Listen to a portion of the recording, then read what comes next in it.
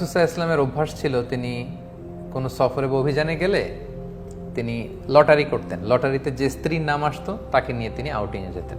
তো আম্মাজান আয়েশা বলেন, এই সফরে আমার নাম এসেছিল, ফলে আমি ওনার সাথে সফর সঙ্গী ছিলাম। এবং ওনার জন্য একটা স্পেশাল উট ছিল, উটের হাওদাজ, মানে আমাদের দেশের পালকির মতো, এটার ভেতরে তিনি বসতেন এবং পর্দা নামিয়ে দেয়া হতো, কারণ সূরা নূর, সূরা আহজাবের পরে নাজিল হয়েছে, অর্থাৎ ইতিমধ্যে পর্দার বিধান ফরজ হয়েছে। ফলে আম্মাজান আয়েশা রাদিয়াল্লাহু তাআলা আনহা যে পালকি বা হাওদাজে বসতেন, দুই দিকে পর্দা নামানো ছিল। তো তিনি বর্ণনা করছেন যে আমাদের যখন ব্রেক দেয়া হলো, আমি নামলাম, আমি একটু প্রকৃতির ডাকে সাড়া দিতে দূরে গেলাম, দিয়ে যখন ফিরছি হঠাৎ আমি গলায় হাত দিয়ে দেখি আমার গলার হার নেই, মানে গলার লকেটটা মিসিং। তো আমি আমার গলার হার খুঁজতে খুঁজতে আবার যেখানে গিয়েছিলাম প্রাকৃতিক ডাকে সাড়া দিতে, ওখানে গেলাম। খুঁজতে খুঁজতে খুঁজতে খুঁজতে আলহামদুলিল্লাহ আমি পেলাম, পেয়ে গলায় এটা পরে আমি ফিরে আসলাম। এসে দেখি কাফেলার কেউ নেই।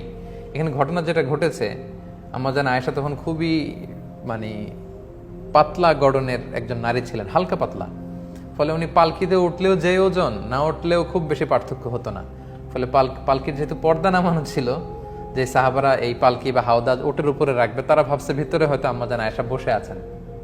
সুবহানাল্লাহ। তারা এই পালকি বা হাওদাজ নিয়ে ওটের উপর বেঁধে দিয়েছে, পুরো কাফেলা রওনা হয়েছে মদিনার দিকে। এখন আম্মাজান আয়েশা রাদিয়াল্লাহু তাআলা আনহা তিনি এসে দেখে, ইন্না লিল্লাহি, এখানে তো কেউ নাই, সবাই তো চলে গেছে। তো আম্মাজান আয়েশা খুবই বুদ্ধিমতী এবং সাহসী নারী ছিলেন। তিনি ভাবলেন যে আমাকে না পেয়ে রাসূল সাল্লাল্লাহু আলাইহি ওয়াসাল্লাম ঠিকই লোক পাঠাবেন নেয়ার জন্য, এক কাজ করি, আমি চাদর মুড়ি দিয়ে শুয়ে থাকি। যে চিন্তা সেই কাজ। আম্মাজান আয়েশা রাদিয়াল্লাহু তাআলা আনহা তিনি চাদর গায়ে দিয়ে শুয়ে পড়লেন। আর রাসূল সাল্লাল্লাহু আলাইহি ওয়াসাল্লাম একজন সাহাবাকে অ্যাসাইন করেছিলেন, তার নাম হচ্ছে সফওয়ান ইবনু মুআত্তাল রাদিয়াল্লাহু তাআলা আনহু। ওনাকে রাসূল সাল্লাল্লাহু আলাইহি ওয়াসাল্লাম দায়িত্ব দিয়েছিলেন যে কাফেলা যখন ছুটবে তখন তুমি যে দেখবে যে ওই জায়গায় কারো কোনো জরুরি জিনিসপত্র হারিয়ে গেল কিনা, কেউ রয়ে গেল কিনা।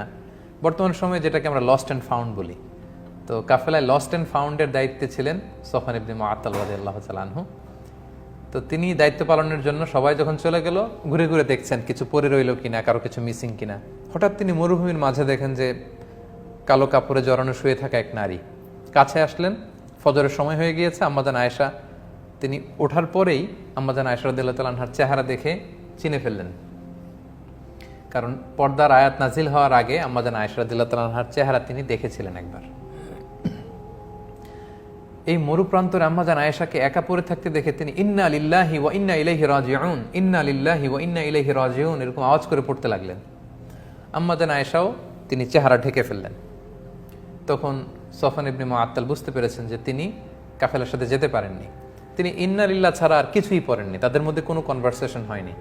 সফওয়ান ইবনে মুআত্তাল রাদিয়াল্লাহু তাআলা আনহু ওনার নিজের উটটাকে আম্মাজান আয়েশার সামনে বসালেন। আম্মাজান আয়েশা উটে বসলেন। আম্মাজান আয়েশা রাদিয়াল্লাহু তাআলা আনহা উটের উপরে বসা, আর সফওয়ান ইবনে মুআত্তাল রাদিয়াল্লাহু তাআলা আনহু নিজে উটের রশি ধরে টানতে টানতে মদিনায় পৌঁছলেন। ইতিমধ্যে যখন মদিনায় পৌঁছার পরে রাসূল সাল্লাল্লাহু আলাইহি ওয়াসাল্লাম সবাই জানতে পারলো আম্মাজান আয়েশা নেই, তিনি মিসিং। তখন মুনাফিক সর্দার আব্দুল্লাহ ইবনে উবাই ইবনে সালুল, এই দুষ্ট লোকটা, সে এই স্ল্যান্ডারিং শুরু করলো, রুমর ছড়াতে লাগলো। সে বলল, দেখো তিনি তোমাদের কাছে নবী সেজে বসে আছেন, আর তার স্ত্রী আয়েশা সেই সফওয়ানের সাথে নিশ্চয়ই পরকীয়ার সম্পর্ক ছিল, ফলে তারা মরুভূমিতে রাত কাটিয়েছে, তারা সেখানে ফষ্টি নষ্টি করেছে, অপকর্ম করেছে, নাউযুবিল্লাহ ওয়া ইয়াযুবিল্লাহ। এটা ছড়াতে লাগলো এবং এই কথা এক কান দুই কান করতে করতে পুরো মদিনায় ছড়ায় গেল। আম্মাজান আয়েশা পৌঁছলেন, তিনি কিন্তু এই কথা কিছুই জানলেন না। আম্মাজান আয়েশা রাদিয়াল্লাহু তাআলা আনহা তিনি মদিনায় পৌঁছার পরই প্রচণ্ড জ্বরে আক্রান্ত হলেন, প্রচণ্ড জ্বর। আর ওই দিক দিয়ে পুরো মদিনায় এই মুনাফিক এই কথা ছড়াতে লাগলো যে আয়েশা রাত কাটিয়েছে সফওয়ানের সাথে, তাদের মধ্যে সম্পর্ক আছে। দুঃখজনক হলেও সত্য, এই মুনাফিকদের সাথে পড়ে কয়েকজন মুমিন, যেমন রাসূল সাল্লাল্লাহু আলাইহি ওয়াসাল্লামের সভাকবি হাসান বিন সাবিত রাদিয়াল্লাহু তাআলা আনহু, তারপর আবু বকর রাদিয়াল্লাহু তাআলা আনহুর একজন আত্মীয়, তার নাম হচ্ছে মিস্তা ইবনে উসাসা রাদিয়াল্লাহু তাআলা আনহু, এবং রাসূল সাল্লাল্লাহু আলাইহি ওয়াসাল্লামের শালিকা হামনা বিনতে জাহাশ, এই জাতীয় কয়েকজন লোকও এই রুমর, এই গুজবে কান দিয়ে তারা এটাতে ছড়িয়ে পড়লো, জড়ায় পড়লো, তারাও এটা ছড়াতে লাগলো। পুরো মদিনা সমাজের ভেতরে মানে একটা গুরুগম্ভীর অবস্থা। সবার মধ্যে শুধু কানাঘুষা কানাঘুষা কানাঘুষা। তো মজার ব্যাপার, আম্মাজান আয়েশা রাদিয়াল্লাহু তাআলা আনহা এগুলো কিছুই জানতেন না। তিনি আল্লাহওয়ালা নারী, বাসায় এসে জ্বরে আক্রান্ত, চিকিৎসা নিচ্ছেন, আল্লাহর কাছে দোয়া করতেছেন, তিনি এগুলো কিছুই জানেন না। কিন্তু আম্মাজান আয়েশা এটা টের পেলেন যে রাসূল সাল্লাল্লাহু আলাইহি ওয়াসাল্লাম আগে যে ভালোবাসা দেখাতেন, এই ভালোবাসার এখন দেখান না। শুধু ঘরে আসলে সালাম দেন, কেমন আছো জিজ্ঞেস করেন, এতটুকুই। তিনি একদিন বললেন, ইয়া রাসূলুল্লাহ, আমি অসুস্থ, আমি আমার বাপের বাড়িতে যাব। রাসূল বললেন, যাও। তিনি গেলেন, তখনও জানেন না। বাপের বাড়িতে একদিন নারীদের সাথে করে তিনি মরুভূমিতে প্রাকৃতিক ডাকে সাড়া দিতে যাবেন, তখন একজন তাকে বলল যে আয়েশা, তোমার নামে তো মদিনার সোসাইটিতে এই কথা ছড়াচ্ছে। ওই প্রথম আম্মাজান আয়েশা রাদিয়াল্লাহু তাআলা আনহা শুনে তিনি আকাশ থেকে যেন পড়লেন। তিনি যতটুকু অসুস্থ ছিলেন এটা শুনে মানসিকভাবে আরও অসুস্থ হয়ে পড়লেন। তিনি বলেন যে কাঁদতে কাঁদতে যেন আমার চোখের পানি শেষ হয়ে গেল, যে আমাকে নিয়ে সমাজে এত বাজে কথা হচ্ছে। ঘরে ফিরে আসলেন, আর রাসূল সাল্লাল্লাহু আলাইহি ওয়াসাল্লাম খুব বিব্রতকর পরিস্থিতিতে পড়লেন, কারণ ওনার স্ত্রী, উনি একজন নবী, নবীর স্ত্রীর ব্যাপারে, আমাদের আম্মাজান আয়েশা রাদিয়াল্লাহু তাআলা আনহার ব্যাপারে এমন কথা ছড়াচ্ছে, আর আল্লাহ তাআলাও কিছু জানাচ্ছেন না। রাসূল সাল্লাল্লাহু আলাইহি ওয়াসাল্লাম জনে জন জিজ্ঞেস করলেন যে আলী, তুমি কি মনে করো, আয়েশা কি এটা করবে? আলী রাদিয়াল্লাহু বলেন, আমি তো ওনাকে ভালোই জানি, তবে এত চিন্তিত হওয়ার কারণ নেই রাসূলুল্লাহ, প্রয়োজনে আপনি আরেকটা বিয়ে করবেন। আয়েশা রাদিয়াল্লাহু তাআলা আনহার দাসীকে জিজ্ঞেস করলেন, তুমি আয়েশাকে কেমন দেখেছো, সে কি এই কাজ করবে? সে বলল, আয়েশাকে তো আমি ভালো ছাড়া কোনো খারাপ জিনিস দেখিনি রাসূলুল্লাহ তার মধ্যে, তবে মাঝে মাঝে আটার খামির বানাতে দিলে দেখতাম যে আয়েশা ঘুমিয়ে পড়েছে, বিড়ালে সে খামির খেয়ে ফেলেছে, এতটুকু দোষই আমি পাই, এর চেয়ে কোনো দোষ তো পাই না। তো রাসূল সাল্লাল্লাহু আলাইহি ওয়াসাল্লাম আয়েশা রাদিয়াল্লাহু তাআলা আনহার ব্যাপারে কোনো বাজে নেগেটিভ রিভিউ তিনি পেলেন না। রাসূল সাল্লাল্লাহু আলাইহি ওয়াসাল্লাম যখন দেখলেন যে 1 মাস হয়ে গেল মদিনাতে কানাঘুষা, কোনো আয়াত নাজিল হচ্ছে না, আর আব্দুল্লাহ ইবনে উবাই ইবনে সালুল একটা সুযোগও পেয়ে গিয়েছে, তিনি আবু বকর রাদিয়াল্লাহু তাআলা আনহুর ঘরে গেলেন এবং যে আয়েশাকে ডেকে বললেন, আয়েশা, তুমি যদি সত্যিই কোনো পাপ করে থাকো আল্লাহর কাছে ক্ষমা চাও, আল্লাহ তো ক্ষমাশীল। আম্মাজান আয়েশা এই কথা শুনে আরও কষ্ট পেলেন। তিনি রাসূল সাল্লাল্লাহু আলাইহি ওয়াসাল্লামের প্রশ্নের উত্তর দিলেন না, বললেন, বাবা আপনি উত্তর দিন আমার পক্ষ থেকে। মাকে বললেন যে মা আপনি বলেন। তারা বলল যে আমরা কি বলবো রাসূল সাল্লাল্লাহু আলাইহি ওয়াসাল্লামকে। তখন আম্মাজান আয়েশা বলেন যে আমি যে পুত পবিত্রা নারী, আমি যে কোনো পাপ কাজ করিনি, এটা পৃথিবীর কেউ না জানলেও আমার আল্লাহ জানে, আল্লাহ তাআলা নিশ্চয়ই আমার পবিত্রতা ঘোষণা করবেন।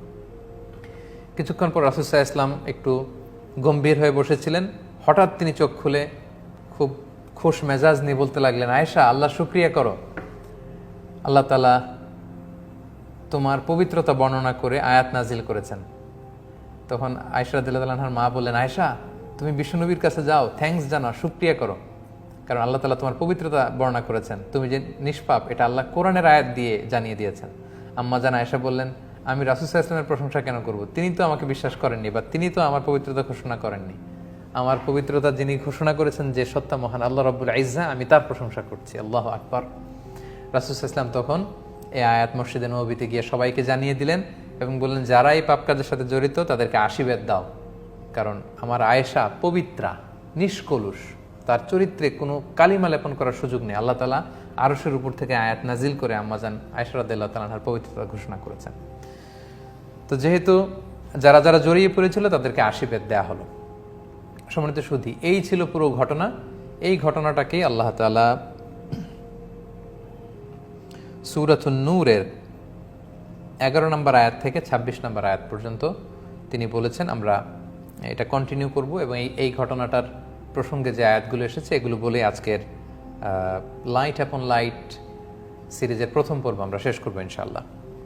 সম্মানিত শুধু আপনারা পুরো ঘটনাটা জানলেন, এবার দেখি যে এই ঘটনাটাকে আল্লাহ কিভাবে উপস্থাপন করেছেন এবং আম্মাজান আয়েশা রাদিয়াল্লাহু তাআলা আনহাকে অপবাদ দেওয়াটা যে আল্লাহর কাছে কত বড় ছিল, আল্লাহ তাআলা যে কত নাখোশ হয়েছেন এবং মদিনাতে সাহাবারা কেন এটা নিয়ে কানাঘুষা করলো, কেন আম্মাজান আয়েশার পক্ষ নিল না, কেন আম্মাজান আয়েশাকে ডিফেন্ড করলো না, এ ব্যাপারে আল্লাহ তাআলা অনেক ধমক দিয়েছেন আয়াতগুলোতে, হুঁশিয়ারি দিয়েছেন, ওয়ার্নিং দিয়েছেন এবং সাহাবাদেরকে ভর্ৎসনা করে আমাদেরকে এই মেসেজটাই আল্লাহ তাআলা দিতে চেয়েছেন যে কারোর ব্যাপারে কিছু শুনেই ওই রুমর তোমরা গুজবে কান দিবে না, আগে সত্যতা যাচাই করে নিবে। আর কারো ব্যাপারে কোনো একটা পাপের কথা, মন্দ কথা শুনলে আমাদের কেন এত ইন্টারেস্ট থাকবে, যে ব্যাপারে আমার কোনো, ইটস নট মাই বিজনেস, এখানে আমার কোনো সম্পৃক্ততা নেই।